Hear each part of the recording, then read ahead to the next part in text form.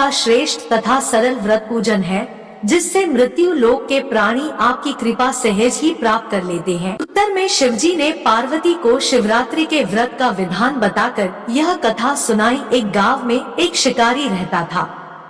पशुओं की हत्या करके वह अपने कुटुंब को पालता था। वह एक साहूकार का ऋणी था, लेकिन उसका ऋण समय पर न चुका सका।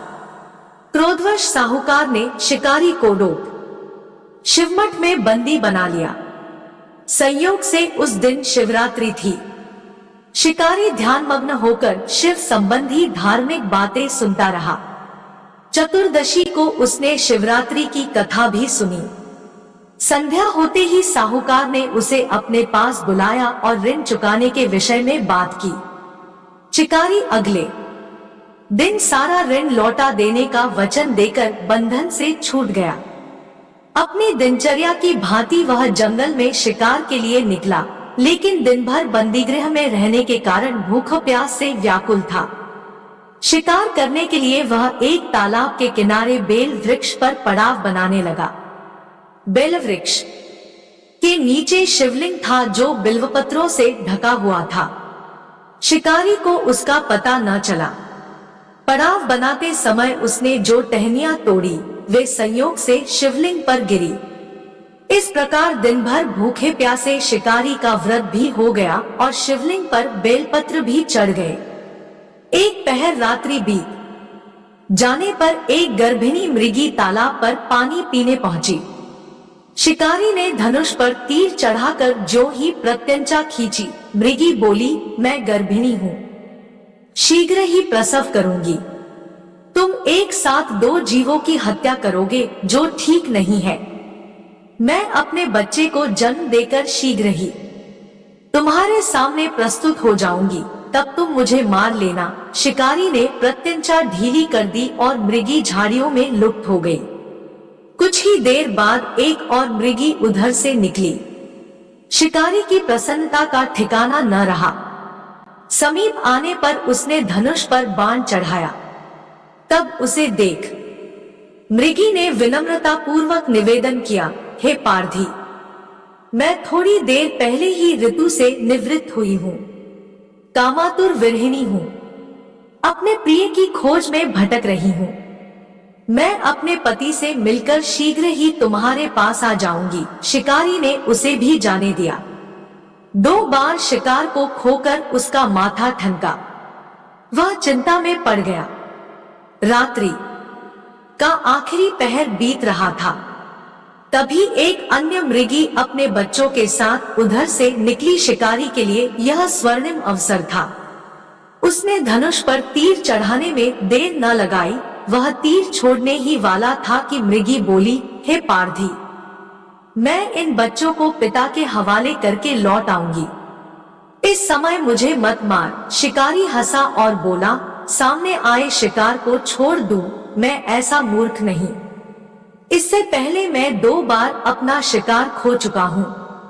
मेरे बच्चे भूख प्यास से तड़प रहे होंगे। उत्तर में मृगी ने फिर कहा, जैसे तुम्हें अपने बच्चों की ममता सता रही है, ठीक वैसे ही मुझे भी। इसलिए सिर्फ बच्चों के नाम पर मैं थोड़ी देर के लिए जीवनदान मांग रही हूँ। हे पारधी, मेरा विश्वास कर, मैं इन्हें इनके पिता के पास छोड़कर तुरंत लौटने की प्रतिज्ञा करती हूँ। मृगी का दीन स्वर सुनकर शिकारी को उस पर दया आ गई। उसने उस मृगी को भी जाने दिया। शिकार के अभाव में बेलवृक्ष पर बैठा शिकारी बेलपत्र तोड़ तोड़ कर नीचे फेंकता जा रहा था। पौ फटने को हुई तो एक हष्टपुष्ट मृग उसी रास्ते पर आया। शिकारी ने सोच लिया कि इसका शिकार वह अवश्य करेगा। शिकारी की तनी प्रत्यंचा देखकर मृग विनीत स्वर में बोला, हे पारधी भाई, यदि तुमने मुझसे पूर्व आने वाली 3 मृगियों तथा छोटे छोटे बच्चों को मार डाला है, तो मुझे भी मारने में विलंब न करो, ताकि उनके वियोग में मुझे एक क्षण भी दुख न सहना पड़े। मैं उन मृगियों का पति हूँ।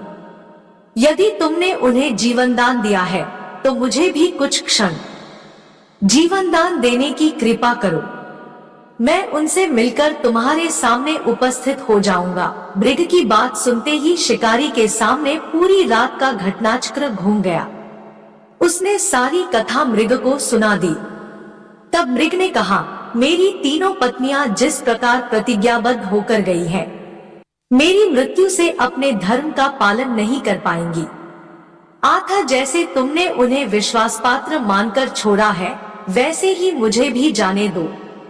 मैं उन सब के साथ तुम्हारे सामने शीघ्र ही उपस्थित होता हूँ। उपवास, रात्रि जागरण तथा शिवलिंग पर बेलपत्र चढ़ाने से शिकारी का हिंसक हृदय निर्मल हो गया था। उसमें भगवत शक्ति का वास हो गया था। धनुष तथा बाण उसके हाथ से सहज ही छूट गए। भगवान शिव की अनुकंपा से उसका हिंसक हृदय कारुणिक भावों से भर गया। वह अपने अतीत के कर्मों को याद करके पश्चाताप की ज्वाला में जलने लगा। थोड़ी ही देर बाद मृग सपरिवार शिकारी के समक्ष उपस्थित हो गया ताकि वह उनका शिकार कर सके, किंतु जंगली पशुओं की ऐसी सत्यता, सात्विकता एवं सामूहिक प्रेम भावना देखकर शिकारी को बड़ी ग्लानि हुई। उसके नेत्रों से आंसुओं की झड़ी लग गई। उस मृग परिवार को न मारकर शिकारी ने अपने कठोर हृदय को जीव हिंसा से हटा सदा के लिए कोमल एवं दयालु बना लिया।